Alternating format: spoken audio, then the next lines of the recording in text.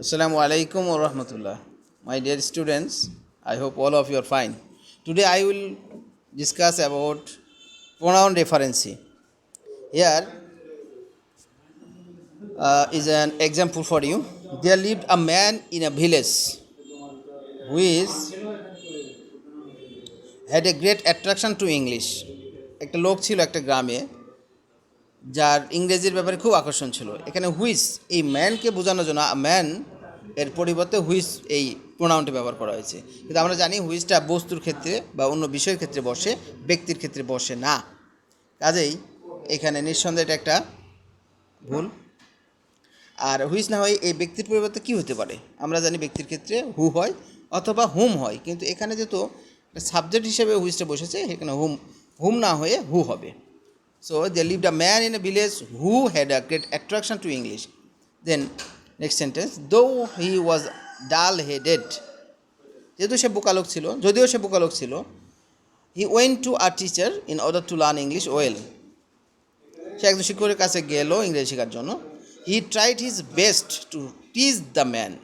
সে ভালো মতো চেষ্টা করলো মানুষকে শিক্ষা দিতে। এই সেটা হিটা কে? আগের বাক্যের কোনো সাবজেক্ট নেই, কোনো নাম নেই বা তার টিচার লেখা নেই যে সেই টিচারের পরিবর্তে হি বসেছে।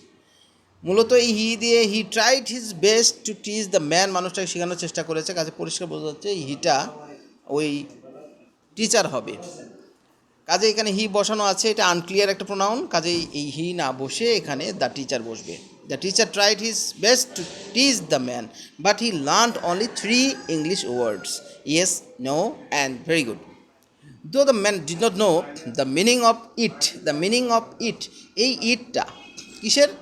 এই ইয়েস, নো, ভেরি গুড এগুলোর পরিবর্তে ইট বসেছে। তো আসলে এগুলো অনেকগুলো, ইয়েস, নো, ভেরি গুড 3টা শব্দ, কারণ এগুলোর পরিবর্তে ইট হবে না। ইট না বসে এখানে দ্য মিনিং অফ দেম হবে। হি use them frequently in their conversation with others, অন্যদের সাথে কথা বলার সময় তার এখানে দেয়ার কনভারসেশন হবে না, his conversation. He use them frequently, সে অনুমতিগুলো ব্যবহার করতো in his conversation with others. He did not understand that little learning is a dangerous thing and which came true in his life afterwards.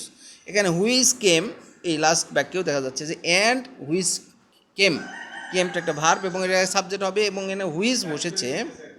Which দিয়ে ওই বিষয়টাকে বোঝানো হয়েছে। আসলে অ্যান্ড থাকার কারণে এখানে হুইচটা এখানে যে কোঅর্ডিনেটিং কনজাংশন হিসেবে ব্যবহার হওয়ার কথা সেটা হবে না, বরং এখানে আলাদা একটা সাবজেক্ট লাগবে। আর এ লিটিল লার্নিং এইটার পরিবর্তে ইট হবে। কাজেই অ্যান্ড থাকার কারণে এই জায়গায় এই প্রথম বাক্যে যেমন হুইচ বসেছিল, এর আগে কোনো অ্যান্ড বা কনজাংশন ছিল না। এই কারণে এখানে অ্যান্ড যেহেতু কনজাংশন আছে, কাজে এরপরে হুইচটা কোনো কনজাংশনের কাজ করবে না, আলাদা একটা সাবজেক্টের কাজ করবে। আর এই সাবজেক্ট হিসেবে এখানে হুইচ বসতে পারে না, হুইচের পরিবর্তে ইট হবে। যেহেতু এই লিটিল লার্নিং এই সাবজেক্টকে মিন করার জন্য যে প্রোনাউনটা বলবে সেটি হলো it. So I hope you will understand it, and if you feel you can listen this class again and again. No more today. Thank you. Assalamu alaikum.